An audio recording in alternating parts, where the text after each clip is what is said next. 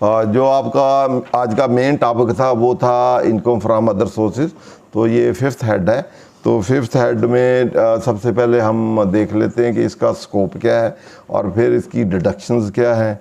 फिर इसके साथ साथ कुछ और भी रूल्स हैं, वो आपका सेक्शन 68 से लेके 73 तक, वो भी हम उसको भी देखेंगे। उसके बाद फिर सेक्शन 108 से लेके 111 तक जो है उसको भी साथ ही हम देखेंगे। और मोस्ट इम्पॉर्टेंट जो है सेक्शन 11 जो है, जो रोज़ ही जिसके नोटिस आते हैं या एडिशनें होती हैं, वो 111 जो सेक्शन है तो उसको भी हम देखेंगे। तो मोस्ट इम्पॉर्टेंट सेक्शन जो होगा हमारा वो 111 होगा।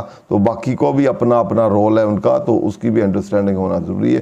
तो सेक्शन 11 से पहले हम जो 39 है इसका हम स्कोप देखते हैं। तो इसमें क्या फॉल करता है और क्या इसमें से फॉल नहीं करता। सबसे पहले तो इसका स्कोप देखें तो हमारे टोटल हेड ऑफ इनकम जिसमें इनकम चार्जेबल होती है, वो पहला हेड है सैलरी, दूसरा है इनकम फ्रॉम प्रॉपर्टी, तीसरा है बिजनेस, चौथा है कैपिटल गेन।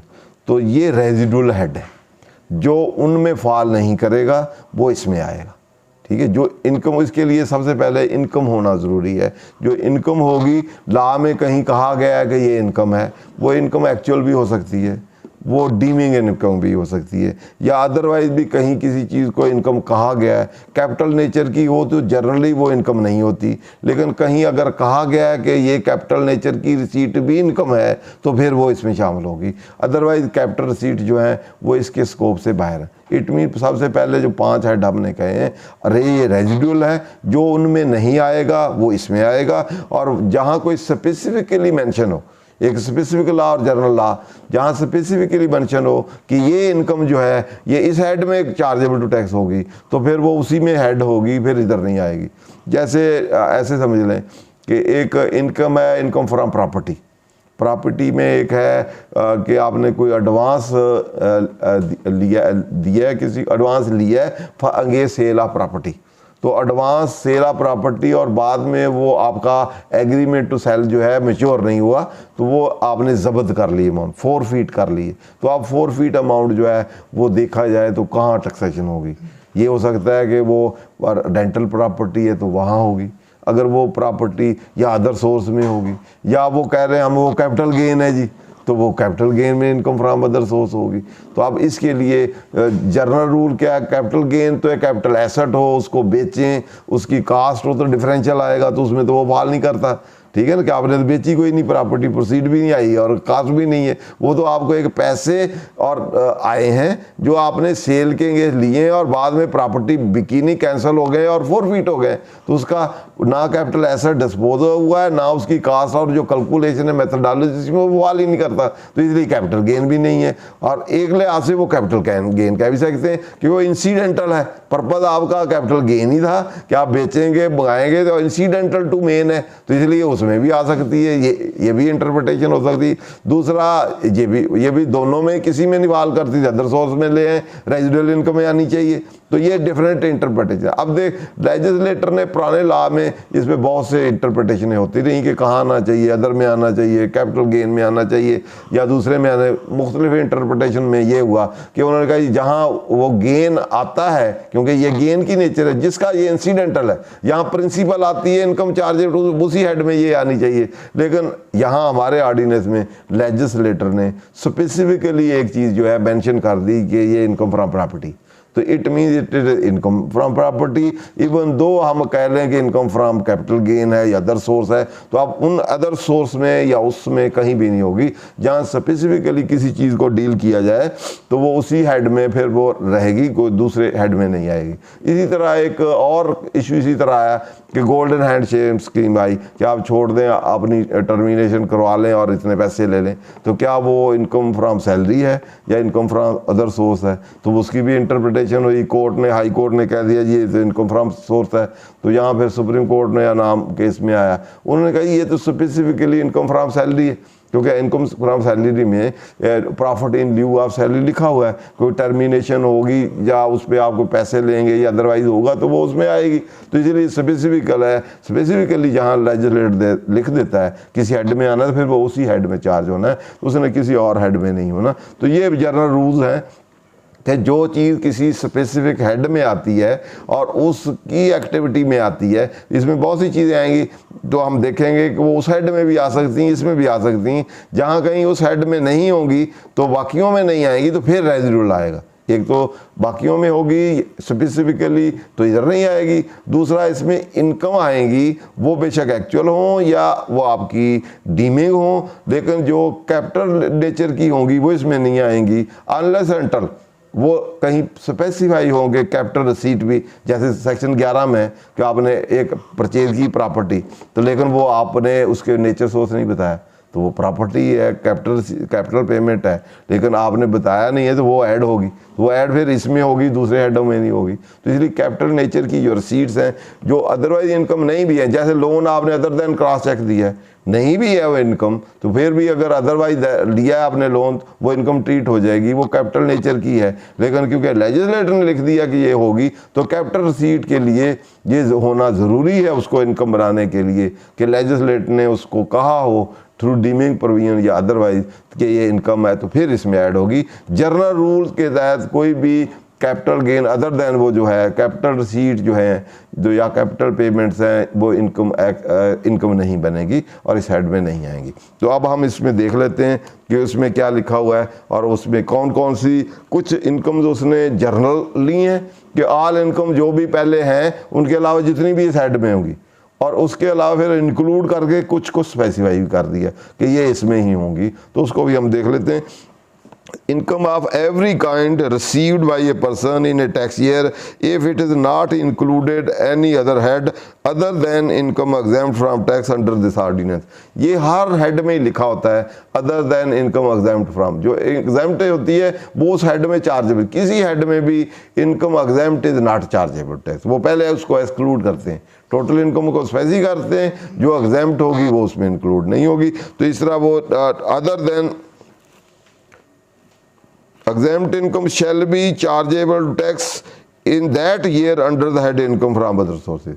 ये जनरल ये है कि रेजिडुअल जितनी भी इनकम है जो किसी और हेड में नहीं चार्जेबल टैक्स और या एग्जेम्प्ट है उनके अलावा जो है वो सारी की सारी जो है इस हेड में होंगी। और साथ ही लिख दिया है कि इंक्लूडिंग द फॉलोइंग नेमली, इसके अलावा इंक्लूडिंग का वर्ड जो होता है ये वर्ड जो है वर्ड ऑफ इनलार्जमेंट होता है। जो भी आपका स्कोप गिवन हो तो मीन जो होता है वो रिस्ट्रिक्टेड होता है कि इसकी जो आप इंटरप्रिटेशन करनी है इसमें जो है यही है एक्चुअल, इसके अलावा नहीं है। बाद बार मीन और इंक्लूड दोनों को भी इंक्लूड कर, वो वर्ड ऑफ एग्जॉस्ट है, एग्जॉस्ट करता है कि इसका मीनिंग यही है, लिटरल मीनिंग यही है, इसके अलावा कोई मीनिंग नहीं है।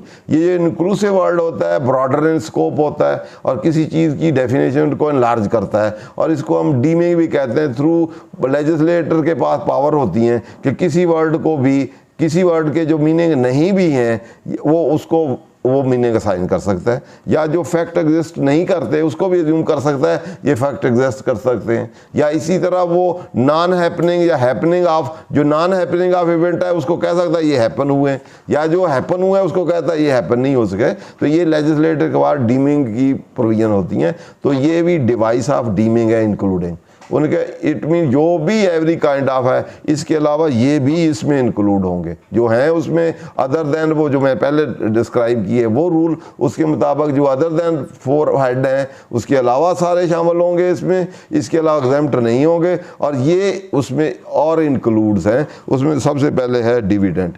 तो इसमें डिविडेंड इनकम है, रॉयल्टी है, प्रॉफिट ऑन डेट है। और डिविडेंड को फर्दर स्कोप देखना हो तो डिविडेंड की डेफिनेशन है सेक्शन 219 में, उसमें फर्दर दिया है कि डिविडेंड क्या है। तो डिविडेंड उसमें एक जर्नल ये है कि आप प्राइवेट कंपनी अगर लोन भी दे दे तो वो भी deem to be as a dividend होगा। अगर लोन अपने डायरेक्टर को या उनको दे दे तो ट्रीट कर लिया जाएगा डिविडेंड है। वैसे डिस्ट्रीब्यूशन ऑफ प्रॉफिट होता है तो प्रॉफिट की डिस्ट्रीब्यूशन है वो लिक्विडेशन पे है, ड्यूरिंग द ईयर है। डिविडेंड के डिफरेंट फॉर्म है, कैश डिविडेंड है, इन काइंड है, बोनस है, बहुत सी चीज़ें हैं। तो वो उसकी डिस्ट्रीब्यूशन के लिक्विडेशन पे है या ड्यूरिंग द ईयर है या रिडक्शन ऑफ कैपिटल है, वहाँ आपको डिविडेंड दिया है। तो डिफरेंट काइंड ऑफ डिविडेंड है वहाँ डिफाइन है, सेक्शन 219 है, उसमें आप पढ़ सकते हैं। और डिविडेंड के आगे टैक्सेशन है वो सेक्शन 5 है मेरा ख्याल, तो 5 में के और आपका फाइनल में होगा, डिडक्शन पे होगा, क्या होगा उसमें। इसी तरह प्रॉफिट ऑन डेट है, वो उसकी भी टैक्सेशन और विद होल्डिंग ला है, उसके मुताबिक हम देखेंगे। और वो डिविडेंड इनकम है, उसके बाद रॉयल्टी है, रॉयल्टी भी इसमें डिफाइंड है, 2 है, 2 का सब सेक्शन है, कोई 54 है जो क्या है, तो वो रॉयल्टी के टर्म एंड कंडीशन आप वहाँ से दे सकते हैं। तो इसी तरह प्रॉफिट ऑन डेट है, वो भी उधर डिफाइन है, जितनी भी interest return other than return on capital के अलावा जो भी आप डेट फाइनेंसिंग लेंगे या उसमें इंस्टॉलमेंट या लीजिंग चीज़ें जो भी है वो आपके डेट प्रॉफिट ऑन डेट होगा, वो भी डिफाइन है, उसको भी आप पढ़ सकते हैं। इसके बाद additional payment on delay refund under any tax law, अगर रिफंड इन टाइम नहीं दिया, एडिशनल उसमें पेमेंट को कंपनसेशन दिया है, तो वो भी इस हेड में चार्जेबल टैक्स होगा। इसके अलावा है आपका ग्राउंड रेंट। ग्राउंड रेंट, आप ग्राउंड रेंट देखें तो प्रॉपर्टी का रेंट जो है वो वहाँ चार्जेबल टैक्स है, लेकिन सिर्फ प्लेन लैंड है, वहाँ प्रॉपर्टी की डेफिनेशन में बिल्डिंग आती है कि बिल्डिंग भी हो, चारद्वारी हो, स्विमिंग पूल हो या इस तरह की चीज़ें। सिर्फ ग्राउंड रेंट है, सिर्फ लैंड है, तो उसके लिए उन्होंने कहा उसका अगर ग्राउंड रेंट आपने रेंट दिया हुआ है तो वो इस हेड में चार्जेबल टैक्स होगी। इस तरह rent from the sub lease of land and building, वहाँ मेन लीज है। सवाल पूछ लूँ, जो ग्राउंड रेंट की हम बात करते हैं, जब विदहोल्डिंग की बात होगी वो तो 55 में उसकी विदहोल्डिंग होगी, अगर कोई विदहोल्डिंग एजेंट उसको लेके यूज कर रहा है, तो वो फिर 155 की विदहोल्डिंग है वो मेरी इसके साथ, मैं अभी बताने लगा आगे आपका आंसर इसी में आ जाएगा, ठीक है। इसमें आगे आएंगे ना, फर्नीचर फिक्चर आएगा, उसकी विदहोल्डिंग उसमें हो रही है, तो वो टैक्सेशन इधर होगी। वहाँ सेक्शन 50 में देखें तो वहाँ से एक्सक्लूड किया हुआ है। वहाँ इनकम जो विद होल्डिंग है वो रेंट पे भी होती है, फर्नीचर फिक्सचर पे भी होती है, और फैसिलिटी जो है उस पर भी होती है। लेकिन सेक्शन अगर आप उसको देखें 15 में, उसमें कहा हुआ है कि वो that will B charge tax under income from other sources. वहाँ से सेक्शन 15 में से इनको निकाल के कहा हुआ है कि हैं ये बेशक इवन दो यूटिलिटी एमनेस्टी ये वो इसका पार्ट है फर्नीचर फिक्चर, लेकिन इसकी टैक्सेशन कहाँ होगी, इनकम फ्रॉम अदर सोर्सेज होगी। तो यहाँ जहाँ वो स्पेसिफिकली वहाँ मेंशन है वो पहले है, ये रेजिडुअल है, जो उसमें चार्ज नहीं होगी। पहले मैंने कहा रूल पहले बता दिए कि जो उसमें चार्जेबल हो गया वो इधर नहीं आना, जो उधर चार्ज नहीं होगा उसने इधर आना है। अब उसमें से कोई एक्सक्लूडेड है, वहाँ फर्नीचर फिक्चर का रेंट आप लेते हैं तो वहाँ से एक्सक्लूडेड है, वो रेंट प्रॉपर्टी नहीं बनती, तो वो फिर इधर आएगा। अगर हम कहें ग्राउंड रेंट है, लैंड है, तो वहाँ लिखा हुआ है लैंड और बिल्डिंग, पहले होता था लैंड एंड बिल्डिंग पुराने दौर में, ठीक है जी। अब अगर कोई कहे जी लैंड मैंने दी है, तो लैंड जो है एक रॉ लैंड है, एक डेवलप्ड लैंड है, एक स्विमिंग पूल है, रोड है, ये वो, तो लैंड के में भी फिर वो बिल्डिंग बन जाती है। तो अब अगर उस वहाँ चार्ज हो गया है या इम्बिग्विटी भी आ गई है, तो वहाँ चार्ज हो गया तो फिर इसमें चार्ज नहीं होगा। अगर उधर चार्ज नहीं हुआ तो यह चार्जेबल नहीं है, क्योंकि वो बिल्डिंग नहीं है, वो प्रॉपर्टी का जो हम समझ रहे हैं लेजिस्लेटर की इंटेंशन है वो उस तरह नहीं है। तो इसलिए ग्राउंड रेंट यहाँ उन्होंने लिख दिया कि ग्राउंड रेंट, ये पुराने लॉ में भी इधर ही था, पुराने लॉ में वहाँ प्रॉपर्टी जो समझी जाती थी रेंटल, वो प्रॉपर्टी बिल्डिंग का मेन कंसेप्ट था और लैंड उसकी इंसिडेंटल थी। तो यहाँ जहाँ प्लेन लैंड है, अब जिस तरह आपका एग्रीकल्चर लैंड है वो आप दें किराए पे या अदरवाइज दें, नॉन डेवलप्ड दें, तो लैंड का वो ग्राउंड रेंट यूजुअली वो कंसीडर होता है, वो प्रॉपर्टी नहीं होती। लेकिन वहाँ अगर टैक्स वो कर दे चार्ज के यहाँ है लैंड, क्योंकि रेंट ऑफ लैंड यहाँ वर्ड और बिल्डिंग लिखा हुआ है, तो उसमें भी चार्ज करना, अगर उस उधर हो जाएगा फिर इधर नहीं होगा, ठीक है। पहला रूल ये है कि जो स्पेसिफिकली या एक्सप्रेसली किसी 4 हेड में चार्ज है या वहाँ चार्जेबल होते हैं तो फिर इसमें नहीं आएंगे, रेजिडुअल होंगे तो यहाँ आएंगे। क्लियर जी। इस तरह ग्राउंड रेंट के बाद है rent from the sub lease of land और बिल्डिंग। अब आपने एक लीज पे रेंट दी, आपने आगे सब लीज कर दी है, तो आप वहाँ वो फिर इनकम जो है वो ओनर की तो नहीं है, वहाँ तो ओनर होना ज़रूरी है। तो आप तो ओनर नहीं, आप टेनेंट है, आपने आगे कर दी है, तो आपकी इनकम आएगी तो क्या हो, तो वहाँ प्रॉपर्टी तो वही है, वो उस हेड में आएगी या आपके इस हेड में आएगी। ये फिर आप क्योंकि ओनर नहीं है ये भी रेंट ऑफ बिल्डिंग ही, ये बिल्डिंग की रेंट है, उसी रेंट का है, उसकी आप पार्ट आपने लेट आउट किया है, तो ये हेड 15 में आएगी या इसमें आएगी, फिर उसमें नहीं आएगी। है तो ये भी रेंट ही, ये भी रेंट बिल्डिंग का रेंट है, तो इसलिए वो वहाँ नहीं आएगा कि आपने सब लीज की है, तो वहाँ ओनर होना भी ज़रूरी है, लैंड बिल्डिंग की बाकी कंडीशनें भी फुलफिल करना ज़रूरी है, तो वो इसमें फॉल नहीं करती। तो इसलिए सब लीज का जो रेंट आएगा, टेनेंट जो रेंट रिसीव करेगा वो इसमें आएगा, उस हेड में नहीं आएगा। क्लियर जी। इसी तरह मोस्ट इंपॉर्टेंट है आगे rent from the sub lease of land और ए बिल्डिंग। इसके बाद income from the lease of any building together with plant and machinery, ये मोस्ट इंपॉर्टेंट है। जो फैक्ट्री आप किराए पे दे देते हैं, यहाँ आपने लैंड बिल्डिंग नहीं दी, साथ प्लांट एंड मशीनरी भी दे दिया, तो अब ये वाला जो है ये प्लांट एंड मशीनरी साथ देना, ये रेंट पे ये भी, तो हम कहेंगे ये उधर आए, ये भी उधर नहीं आएगा। या फिर plant and machinery independent they दें रेंट पे, तो ये भी उस पर नहीं आएगा। वहाँ प्रॉपर्टी लैंड बिल्डिंग वाली हैं, बाकी नहीं है। तो ये वाली जो है land building with plant and machinery अगर आप देंगे तो इसमें चार्जेबल होगा। तो यहाँ rent income from other sources show करेंगे, इनकम फ्रॉम प्रॉपर्टी नहीं करेंगे। और इसकी जो डेप्रिसिएशन होगी उस प्लांट एंड मशीनरी की, बिल्डिंग की, वो भी आपको अलाउ होगी, वो आगे हम डिडक्शन में देखते हैं। तो ये मोस्ट इंपॉर्टेंट है। जैसे फ्लोर मिल रहे हैं, स्टील मिल रहे हैं या और हैं, वो किराए पे दे देते हैं, तो अब आप कहें जी ये तो इनकम फ्रॉम प्रॉपर्टी है तो उसमें चार्ज हो, तो उसमें नहीं है, तो इसमें चार्ज होगा। या रेंटिंग का उनका काम ही होता है, इनकम फ्रॉम बिजनेस है कि नहीं है, वो एक अलग इशू है। तो जो डील करता है प्रॉपर्टी में या रेंटिंग आउट में, तो वो उसके लिए भी अभी रूल है। रियल एस्टेट वाले जो है, वो रियल एस्टेट वाले उसमें अगर रेगुलर रूटीन बिजनेस है उनका ये काम करने का, रिकरिंग नेचर है, तो वो फिर इनकम फ्रॉम बिजनेस होगा।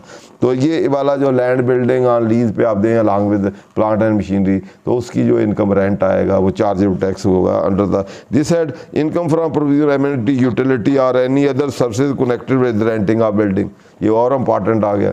अब जितनी भी सर्विसेज आप दे रहे हैं, टेलीफोन है, यूटिलिटी और उसका रेंट लें, या फर्नीचर फिक्सचर है, जितनी भी एसोसिएटेड विद द बिल्डिंग, वो भी इसमें चार्ज होंगी, वो उसमें नहीं आएगी, रेंट वो भी है। सर इसमें एक और सिनेरियो भी मिल रहा है, कुछ बिजनेसेस हैं वो अपना पूरा सेटअप लगा किसी और को दे देते हैं कि जी आप चलाएं और हमें एक एनुअली पेमेंट की, यही है वो ना डील ऑफ वो plant and machinery. Plant and machinery नहीं होता, उसमें गुड्स भी पड़ी होती हैं उनकी, वो कहते हैं कि ये मेरी पूरी एक शॉप है, ये पूरा एक बिजनेस है। जब बिजनेस भी लेट आउट करेंगे तो इसी में आएंगे ना, तो कोई तो इक्विपमेंट होगी ना वो। हाँ, जब आप as a collectively business let out करते हैं ना, तो वो इसमें आएंगे ना।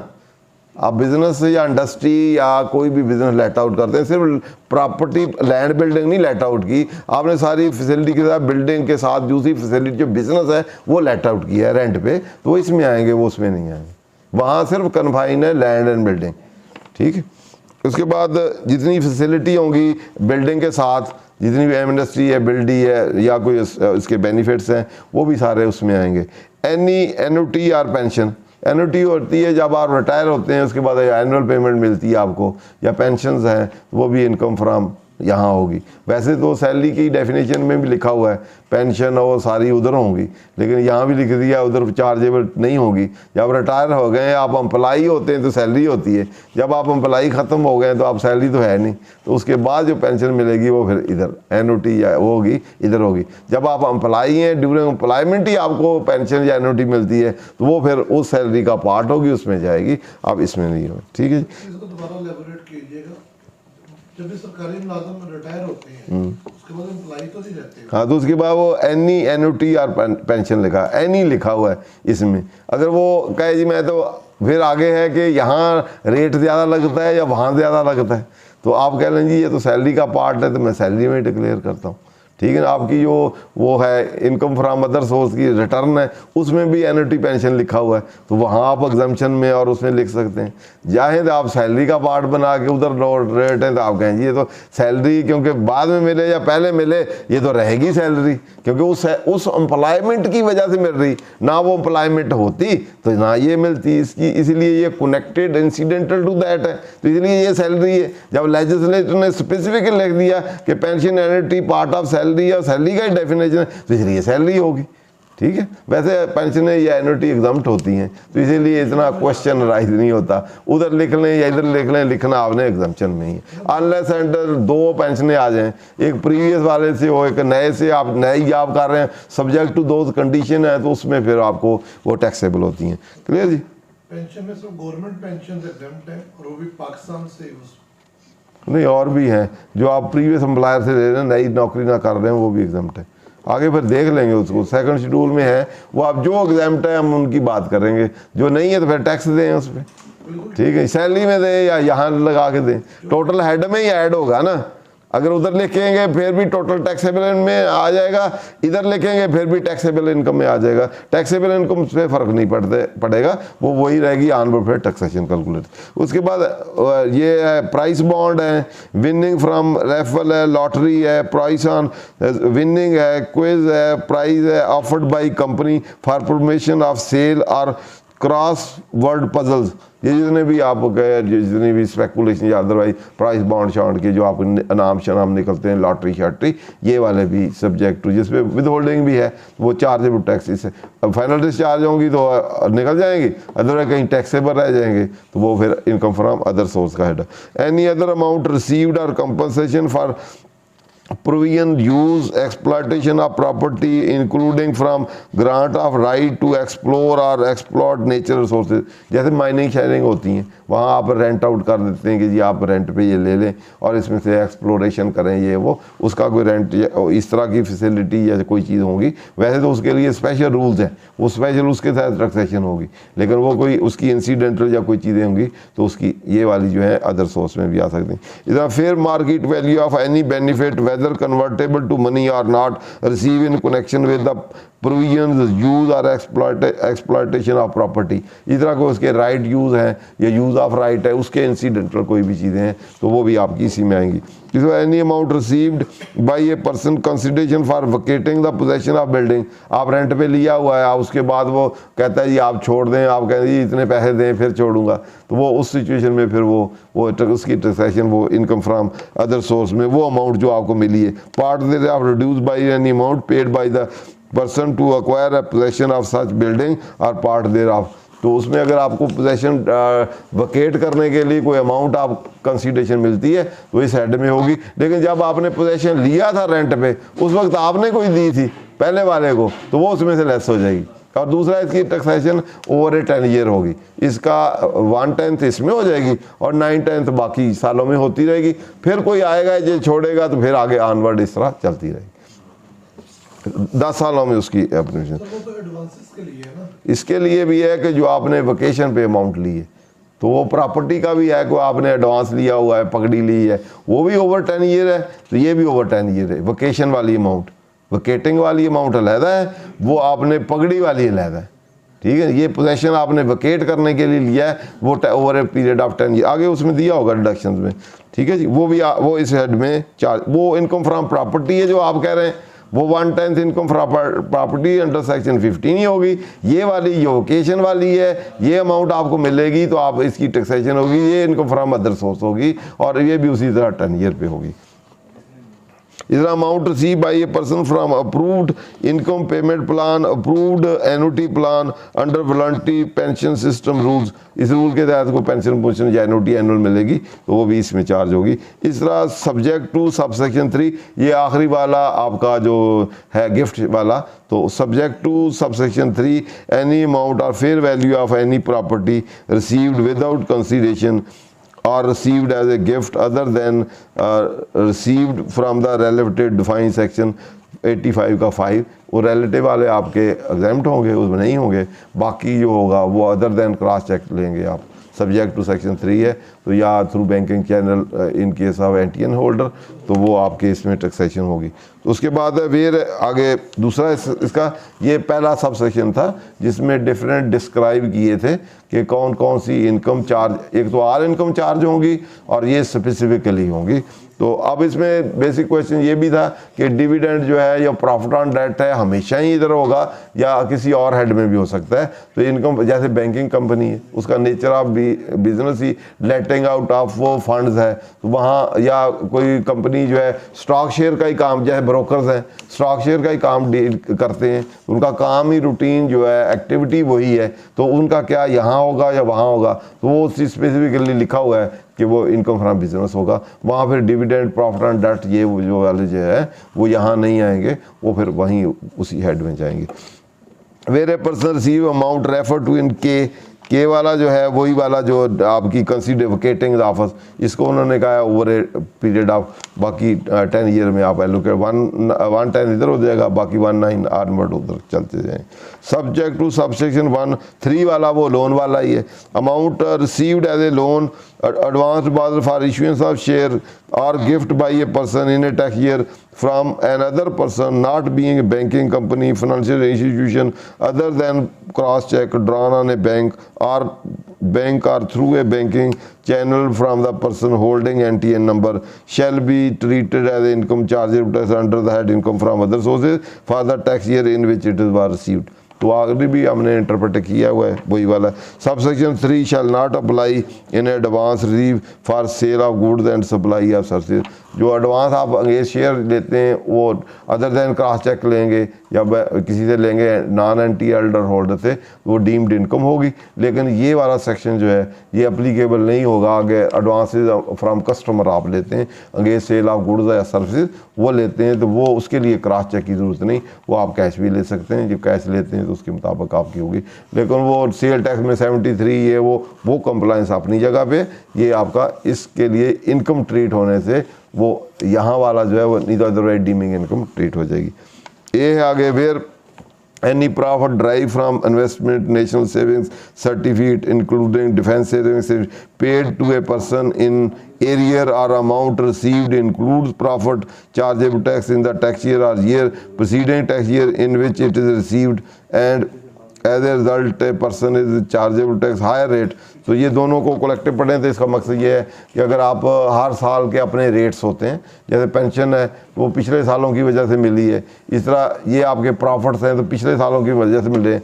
इस साल अगर आपका हायर रेट है तो आप ऑप्शन ले सकते हैं कि मैं जिस साल का था उस साल के मुताबिक डिस्ट्रीब्यूट करके उसके मुताबिक दे सकता हूँ। या कई जगह पे सर्कुलर भी है कि आप एवरेज आप लास्ट 3 ईयर कर सकते हैं, तो पिछले सालों का 3 ईयर कर दें या हर ईयर में कर लें। तो आगे भी एक सेक्शन इसी तरह का है जो हम पढ़ेंगे। तो जहाँ कोई बेसिकली ये कंसेप्ट जो है अक्रूवल को प्रमोट करता है कि हर जिस साल की इनकम है उस साल में टैक्सेज होनी चाहिए, क्योंकि वो साल में नहीं हुई मिला इकट्ठा आपको इस साल है 3 सालों का, तो इस साल के रेट लगने चाहिए पिछले के या पहले साल के। तो उन्होंने उसमें कहा है कि जो आपका हायर रेट से जो लोअर रेट है फिर हर साल में डिवाइड कर दें या एवरेज कर लें लास्ट 3 ईयर का, तो उसके मुताबिक उसकी टैक्सेशन कर लें। Election of subsection 4A shall be made by the due date for furnishing of personal return for the tax year in which amount was received or by such later date as commissioner may allow by an order। तो इसके लिए आप option देनी होगी कि मैंने उसी पे देना है करंट ईयर वाले पे ही या पिछले पे या एवरेज पे या दो, तो वो रिटर्न के साथ दे दें या कमिश्नर आपको जैसे अलाउ करे उसके मुताबिक। डिसीजन शैल आखिरी मोस्ट इम्पॉर्टेंट है, ये मोस्ट इम्पॉर्टेंट जो आपने पहले भी इसको पढ़ा है या इंटरप्रेट किया था। Section shall not apply to any amount received by a person in a tax year that is chargeable tax under any head of income. दूसरे हेड ऑफ इनकम में जो होगी वो इसमें चार्जेबल टू टैक्स नहीं है। और बहुत subject to tax under section 5, 5AA, 7 और 7B। इट मीन जो किसी और हेड में चार्जेबल होगी वो इसमें नहीं होगी। दूसरा फाइनल डिस्चार्ज वाली जितनी भी हैं वो इसमें चार्जेबल नहीं। 5 है, 5A है, 7 है, 7B, तो फाइनल डिस्चार्ज वाली इस हेड में से ही एक्सक्लूड कर देंगे कि इस हेड में ही चार्ज नहीं होगी। उसके लिए आप टोटल देंगे, एग्जाम्ड और फाइनल होंगे फिर नॉर्मल होगा, वो उसमें आ जाएंगी, तो यहाँ इसमें हेड नहीं आएंगी। इसके बाद डिडक्शंस हैं तो पढ़ लें या टाइम हो गया। डिडक्शन है जितने भी आपके इसके एक्सपेंडिचर हैं वो कैपिटल नेचर के ना हो, पर्सनल नेचर के ना हो। जो आपकी लीजिंग आउट ऑफ फैक्ट्री है उसमें डेप्रिसिएशन वगैरह है, बाकी इंटरेस्ट को अगने को बारो आपने किया हुआ है तो उसकी जो इंटरेस्ट आपने देना है वो प्रॉफिट ऑन डेट वो उसमें से होगा। इस तरह के दूसरे एक्सपेंडिचर बाकी इसी तरह जो 21 में एप्लीकेबिलिटी हैं वो भी इधर एप्लीकेबल होंगी। तो ये है इसका। तो सेक्शन 111 जो है वो हम अगले सेशन में करेंगे क्योंकि मोस्ट इम्पॉर्टेंट है, तो इसकी वर्किंग में आना भी ज़रूरी है। तो अगर हमने देखना है तो इसमें 68 से 73 तक हम देख लेते हैं। वो 2 सवाल है पहले जी। एक तो ये कि जो रिलेटिव कहा गया सेक्शन 85(5) का रेफरेंस से जिनसे आपने वो रिलेटिव कौन कौन से हैं उनमें चचा मामू फूफी खाला वगैरह आते हैं कि नहीं आते? पहले उसको पढ़ लेते हैं, 85 क्या है, 85, हाँ 85 का 5 पढ़े। और सर दूसरा कि क्या उनके अलावा जो लोग हैं उनसे मैं क्रॉस चेक से गिफ्ट ले सकता? वैसे इसकी दो इंटरप्रिटेशन है, क्योंकि ये थोड़ा सा एम्बिग्यूटी में गया है। डिपार्टमेंट के मुताबिक ये है कि जो रिलेटिव हैं उनसे उनका है ख्याल कि वो रिलेटिव से ही आपका गिफ्ट होगा, तो इनके अलावा होगा तो वो टैक्सेबल होगा। तो उनका ख्याल है कि जो 85 में है उनसे लेंगे तो एग्जेम्प्ट होगा या नॉन टैक्सेबल होगा, उसके अलावा आप जो भी लेंगे वो टैक्सेबल होगा। और दूसरी कंडीशन ये है कि हर जो दिया जाएगा वो क्रॉस चेक होगा, ये तो उनकी है। तो हमारी इंटरप्रिटेशन ये है, क्योंकि इसमें लिखा हुआ था सब्जेक्ट टू सबसेक्शन 3, तो इट मीन ये सबसर्विएंट उसका है, तो उसमें ये है कि जो आप अदरवाइज क्रॉस चेक लेंगे तो उसमें वो अप्लीकेबल है। आगे लिखा हुआ था एक्सक्लूडिंग के gift taken from, it means इस हेड में से ही गिफ्ट फ्राम रिलेटिव एक्सक्लूड कर दिया गया, उसके लिए ना ये हेड अप्लीकेबल है और ना ही इसमें सबसेक्शन 3 अप्लीकेबल है, क्योंकि इसमें सारे में से एक्सक्लूड कर दिया है कि वो इस हेड में ही शामिल नहीं होगा जो रिलेटिव से गिफ्ट होगा। तो बेसिक शरिया के मुताबिक भी जो गिफ्ट है रिलेटिव से लिया जाए, और उसके लिए बेसिक 3 कंडीशन है कि वो वॉलंटरी गिफ्ट जो डोनर है वो दे, दूसरा एक्सेप्ट करे और पोजेसन डिलीवर हो, और उसके अलावा कोई कंडीशन जो है अगर होगी तो वो अनअसलामत होगी। तो इसलिए उस पॉइंट ऑफ व्यू से इंटरप्रेट करें तो ये है कि ये ला के उस हेड में आता ही नहीं इनकम फ्रॉम अदर सोर्स, और कैपिटल नेचर की सीट है और वो कंडीशनें फुलफिल है तो इनकम है ही नहीं, उसमें क्रॉस चेक की भी अप्लीकेबिलिटी की ज़रूरत नहीं है।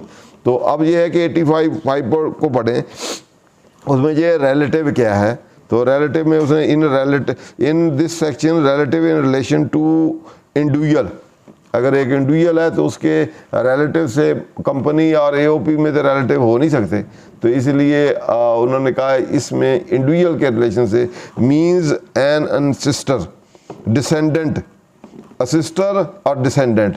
डिसेंडेंट असिस्टर डिसेंडेंट पीछे वाले होते हैं, असेंडेंट आगे वाले होते हैं। तो descendant of any of the grand parent, तो आप ग्रैंड पेरेंट आपके कौन हुए, दादा दादी नाना नानी, उनके पीछे वाले भी उनके आगे वाले भी, तो उनके आगे वाले सारे चाचे ताए मामे सारे जितने हैं, नानों से लें तो उधर आपकी फूफियाँ बहनें वो सारे आपके रिलेटिव में आते हैं। तो उन सारों, तो अब FBR का ख्याल था कि ये स्कोप लिमिट किया है, तो हमने पहले जो था उसमें ब्रदर सिस्टर और स्पेसिफिक था, तो उन्हीं के अलावा कोई करते थे बेशक असेंडेंट या डिसेंडेंट हों भी ग्रैंड पेरेंट के, तो वो सारे नहीं थे जो उसमें मेंशन थे, वो ही आते थे। तो अब मेरे ख्याल में जब रिलेटिव है तो अब नाना नानी और दादा दादी इनके असेंडेंट जो इतने भी हैं और डिसेंडेंट जितने पिछले भी और अगले भी जो हैं उनको आप गिफ्ट देंगे तो वो फिर रिलेटिव गिफ्ट ट्रीट होगा। उसके बाद मोस्ट इम्पॉर्टेंट आगे है इंडिविजुअल के, वो और के बाद है ग्रैंड पेरेंट, और एक तो ये क्लास होगी कि जो आपका ग्रैंड पेरेंट है दादा दादी नाना नानी, उनके डिसेंडेंट और असेंडेंट जितने हैं सारे आपके लिए, और एन अडॉप्टेड चाइल्ड, ये इंडिपेंडेंट है कि अडॉप्टेड चाइल्ड जो है वो भी आपका रिलेटिव समझा जाएगा, ऑफ एन इंडिविजुअल और ए स्पाउस ऑफ इंडिविजुअल, और इन सारों की स्पाउस जो है वो भी स्पाउस ऑफ जो इंडिविजुअल है जिसके रेफरेंस ये था वो उसकी जो है स्पाउस जो है बीवी है जो, वो भी उसमें, या अदरवाइज उसका हस्बैंड है वो भी उसमें कंसीडर होगा कि रिलेटिव है।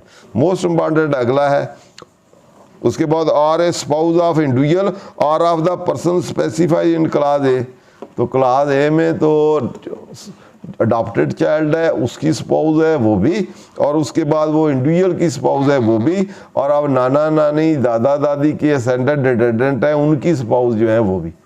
तो इसलिए वो ये वाला इसकी इंटरप्रिटेशन है। तो इसके अलावा बाकी डिसेंडेंट असेंडेंट ग्रैंड पेरेंट बाकी आप रिलेटिव दे सकते हैं। क्या है मेरे ख्याल में, मेरी ओपिनियन जो है वो जो इंटरप्रेट किया है जो प्लेन रीडिंग है उससे ये बनती है। Thank you very much. Section 68 से अगर ऑनवर्ड हमारे पास 10 मिनट है अभी, अगर हमने करने हैं तो 111 फिर रह जाएगा हमारा। ठीक है, 168 से लेके हमने 73 का तक करने हैं, मोस्ट इम्पॉर्टेंट है। तो एक हमने करने 108 से लेके फिर 111 तक, जब अगले सेक्टर में 111 शुरू करेंगे तो वो 108 से वो जो है आपकी अवॉइडेंस स्कीम जो है, टैक्स अवॉइडेंस स्कीम जो है वो वाली उसमें है, तो वो उसके बेसिस चीज़ें देख लेंगे। तो अब हम देख सकते हैं कि 68 इनकम फ्रॉम जॉइंट ओनर, ये basically in relation to property है। जो प्रॉपर्टी जॉइंट ओनर की है, दो या दो से ज़्यादा बंदों की जॉइंट है, अगर उसमें उसका डेफिनेट और असर्टेनेबल शेयर है दोनों का, कि ए बी दो है, दो पार्टनर है, उसमें जॉइंट ओनरशिप है, तो उसमें दोनों का डेफिनेट शेयर हो के इसकी इतने % है, ये वाली है, या और असर्टेन या डेफिनेट हो कि इतने % आधी आधी है, या इसका 3/4 है, इसका 1/4 है। इस तरह जो डीड, रजिस्टर्ड डीड है, अगर उसमें से डेफिनेट लिखा हुआ है या डेफिनेट नहीं है, सर्टेनेबल है, निकाला जा सकता है, तो उस सिचुएशन में वो एज ए इंडिविजुअल जो उसकी इनकम फ्रॉम प्रॉपर्टी होगी उसमें उसकी टैक्सेशन होगी। अगर जहाँ डेफिनेट नहीं है और सर्टेनेबल नहीं है तो उसमें वो jointly as a AOP assess होंगे। ठीक है जी, उसमें फिर income from property as a individual में शेयर नहीं जाएगा, फिर क्या होगा, दोनों को एज ए AOP ट्रीट कर लिया जाएगा, और दोनों की AOP पे क्योंकि अकुमुलेटेड होगा तो रेट जो है डिडक्शन विद होल्डिंग के, अदरवाइज वो अकुमुलेट हायर स्लैब वाले लगेंगे। तो पहला ये अपॉर्चनमेंट ऑफ डिडक्शन, तो ये सेक्शन 67 है, तो इसके साथ ही आपका रूल है 13। तो ये पहले भी हमने डिस्कस किया था कि इनकम एक्सपेंडिचर जितने भी है ये अपोर्शन हो सकते हैं। कोई आपकी इनकम एग्जेम्प्ट है, कोई टैक्सेबल है, कोई फाइनल डिस्चार्ज है, तो एक्सपेंडिचर और फिर 5 हेड डिफरेंट है, तो वो डिफरेंट हेड में और डिफरेंट नेचर ऑफ भी हो सकती हैं।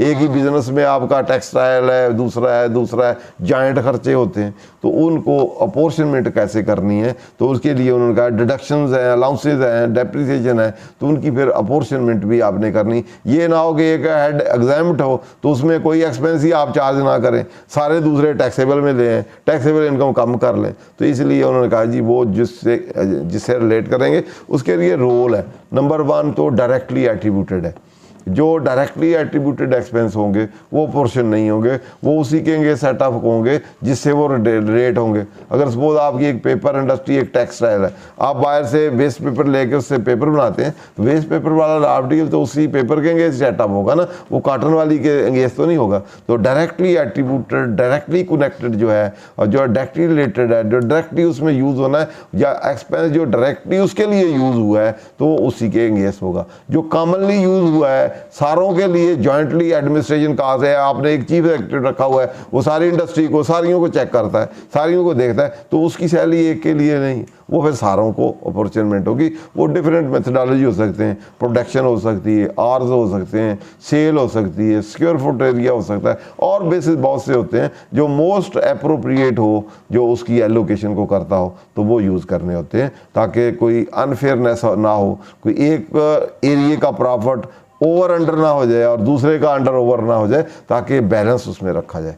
क्लियर। तो ये इसके लिए उन्होंने कहा कि डायरेक्ट एट्रीब्यूटेड है, कुछ कॉमन है, कॉमन वाले एलोकेट होंगे, जो डायरेक्टली इनकर हुए हैं वो अपॉर्चनमेंट नहीं होगी, वो हर हेड के अपने होंगे। तो इसलिए ये तो एक बिजनेस है, एक क्लासेस जो आप हेड ऑफ इनकम है, हो सकता है सैलरी के एक्सपेंस हो तो वो सैलरी वाले में जाएंगे, जो इनकम फ्रॉम प्रॉपर्टी वाले हैं उसके अंडर होंगे, इनकम फ्रॉम बिजनेस वाले हैं उसके होंगे, अदर सोर्स कैपिटल गेन के होंगे। अगर वो जॉइंटली कहीं पड़े हुए हैं तो हर एक का अपने अपने जगह पे, अगर प्रॉफिट जनरली तो आपने प्रॉफिट एंड लॉस नेट निकाला हुआ है बिजनेस का, उसमें हो सकता है कि प्रॉपर्टी खर्चे भी हों, दूसरे भी हों, वो वहाँ से फिर आप निकाल लेंगे, उस प्रॉफिट को बढ़ा लेंगे, वो रेलेवेंट हेड जो होगा उसमें आप एक्सपेंस को करेंगे। तो ये अपॉर्चुनिमेंट के रूल के साथ है। 68 है फेयर मार्केट वैल्यू, ये हमने पहले पढ़ लिया था, तो इसमें मेरे ख्याल दोबारा ज़रूरत नहीं है। उसके बाद रिसीट ऑफ इनकम, तो रिसीट ऑफ इनकम को आप कब समझेंगे कि ये मेरी इनकम है, तो इसके लिए जहां हम अदरवाइज इनकम की डेफिनेशन पढ़ते हैं कि एक्चुअल इनकम है, डीमिंग है, बोनस नहीं है, उसके अलावा तो इसको भी साथ देखें कि किस साल में, किस ईयर में हमने उसको रिकॉग्नाइज करना है, उसके क्या पैरामीटर है, क्या इनकम होगी। तो इसके लिए for the purpose of this ordinance a person shall be treated as having received an amount benefit और परक्विजिट इफ इट इज़, उस वक्त समझा जाएगा कि उसने बेनिफिट या इनकम या उसको रिसीव किया है। कब? Actually received by the person, receiving उस पर समझी जाएगी जब उसने एक्चुअल रिसीव की। दूसरा applied on behalf of a person at the instruction of a person और अंडर एनी लॉ, या ऐसे है कि वो इनकम आप जिसकी है उसके बिहाफ पे किसी और ने अप्लाई कर दी हो, आपने इनकम लेनी है, आपने किसी और को कहा है कि ये यार लेके फलां, इसको आपने एजेंट को कहा है ये लेके वहाँ लिखा दें या अप्लाई कर दें या इसे फलां एक्सपेंस पे कर दें, तो जब आपने रिसीव कर ली हो या आपकी डायरेक्शन इंस्ट्रक्शन पे किसी और आपके एजेंट ने या अथोराइज एजेंट या जो भी है तो रिप्रेजेंटेटिव ने या आप चार्ट अकाउंटेंट को या अपने वकील को कहते हैं आप कलेक्ट करके टैक्स जमा करा दें, तो इसलिए इनकम उसकी हो जाएगी। इसकी अप्लीकेशन इनडायरेक्टली आपके जो भी आपका नॉमिनी है उसने अप्लाई कर दी, तो दैट विल बी ट्रीटेड कि आपने रिसीव कर ली, इवन दो फिजिकली आपने रिसीव नहीं की लेकिन आपके बिहाफ पे रिसीव होके लग गई या अप्लाई हो गई या है उसके पास, आपने उससे लेनी है, तो that will be treated as a income received. उसके बाद है made available to a person, तो जब आप वो कहते कि ये ले लो, आप ना लेने जाएं तो आपके लिए अवेल कर दी या आपके बैंक में जमा करा दी, otherwise made available to him, तो वो अब आप आगे से नहीं रिसीव कर रहे या अदर नहीं की या किसी वजह से डिले हुई, जब आपके लिए मेड अवेलेबल है तो वो भी समझ जाएगी कि आपने रिसीव की। इसके बाद रीकॉप ऑफ एक्सपेंडिचर है, ये पुराना सेक्शन 25C होता था, अब भी जो है 34 का 5 है या 3 है जो ट्रेड क्रेडिटर है, अगर विद इन 3 ईयर आप ना दें तो आपकी वो डीम्ड इनकम हो जाएगी, उसके बाद फिर अगले सालों में आप दे दें तो आपको अलाउ हो जाएगा। तो इसी तरह ये रीकॉप ऑफ एक्स उसी 25(3)C को 2 हिस्सों में डिवाइड कर दिया, एक के साथ 34 सेक्शन में 34 में रख लिया वो वाला ट्रेड क्रेडिटर अदर, और एक ये वाला लिख लिया और एक्सपेंडिचर वाला, कोई भी एक्सपेंडिचर जो है उसके रिलेशन से recoup of X where a person has allowed a deduction for an expenditure loss incurred in a tax year in the computation of person chargeable tax under the head income subsequently person has received in cash or kind any amount in respect of such expenditure or loss, the amount so received shall be included in the income chargeable tax under the head income tax year in which it is received। तो आपने अगर कोई expenditure इनकर किया है, suppose कोई rent दिया है या आपने रिपेयर मेंटेनेंस या कोई भी दिया है, बाद में उसने कहा जी ये ज़्यादा पैसे आ गए, आपने क्लेम भी कर लिया, उसने कहा ये इतना डिस्काउंट है ये वापस पैसे ले लें, जितनी आपको वापस उसके इन कनेक्शन विद एक्सपेंडिचर जो आपको ऑलरेडी अलाउ हुआ है और उस पर फिर इनकम पे टैक्सेशन हो गई है, उसके रिलेशन से भी कोई बेनिफिट कोई सर्विस कोई चीज़ कैश या कहीं रिसीव होगी तो वो फिर आपकी इनकम होगी, और जिस साल में वो वापस रिसीव होगी उसी साल में आपको वो टैक्सेशन होगी।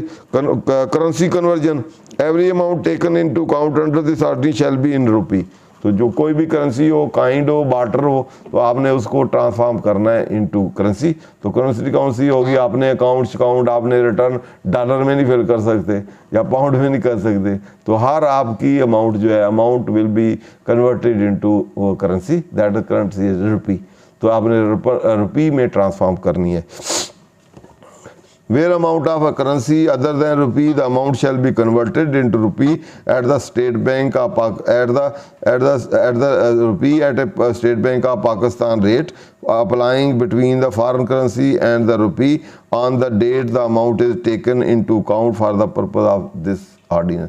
जब आपने अकाउंट में रिकॉर्ड फार करेंगे उस दिन जो रेट होगा स्टेट बैंक का उसमें उस अमाउंट को अदर देन पाकिस्तानी करेंसी होगी तो उसको आप कन्वर्ट कर लेंगे। इसके बाद 72 है वो है cessation of source of income, कब ये समझा जाएगा कि सोर्स ऑफ इनकम आपका ख़त्म हो गया है, तो जैसे कोई आप कंपनी ख़त्म कर देते हैं, बिजनेस कंटिन्यू कर देते हैं या अदरवाइज कोई कर देते हैं कि ये इनकम आ रही थी रेंट आता था यकदम वो ख़त्म हो गया, तो उसके लिए कब ये समझा जाएगा कि वो सोर्स जो है सीज हो गया या उस ख़त्म हो गया या टर्मिनेट हो गया या उससे इनकम नहीं आ रही। तो income is derived by a person in a tax year from any business activity, investment, other source that has ceased either before the commencement of year or during the year, कि during the year वो source ख़त्म हो जाए या at the beginning of the year, तो उस साल में वो समझा जाएगा कि वो सीज हो गया बिजनेस, ठीक है।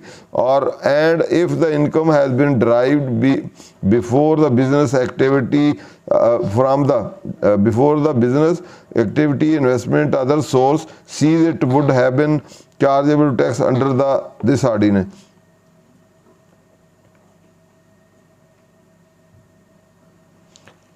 हाँ, वो ऐसे ही समझा जाएगा, the ordinance shall apply to income on the basis that business activity investment other source had not been ceased at the time of income was derive. अगर उसी सोर्स से इनकम आ रही है आपकी तो वो ऐसे ही समझा जाएगा, अदरवाइज तो बिजनेस ख़त्म हो गया। लेकिन इनकम पॉइंट ऑफ व्यू से यही समझा जाएगा कि वो बिजनेस आपका चल रहा है, आपकी ये इनकम वहीं से आई है। क्लियर जी। उसके बाद rule to prevent double derivation and double deduction.